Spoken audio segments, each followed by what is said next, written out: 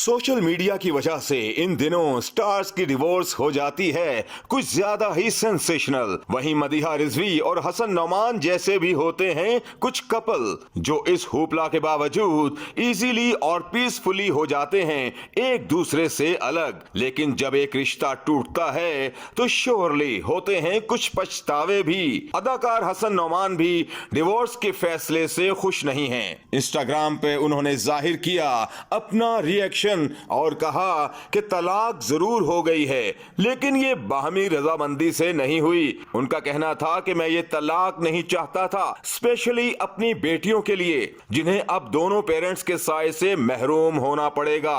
उन्होंने कहा कि मैं अपनी बेटियों के लिए बहुत वरिड हूँ। आपको बताते चलें कि उनकी शादी 2013 में हुई थी और इस मैरिज से उनकी 2 बेटियां हैं। मदीहा रिजवी माजी की मशहूर अदाकारा दीबा बेगम की बेटी हैं, जबकि हसन नौमान अदाकार रशीद नाज के साहबजादे हैं। मदीहा रिजवी ने यह खबर अनाउंस करते हुए लिखा था कि हमने रिश्ते में बेहतरी की बहुत कोशिश की, इसके लिए कुछ वक्त साथ और अलग भी रहे, जिसके बाद यही तय पाया कि तलाक ही इसका सलूशन है।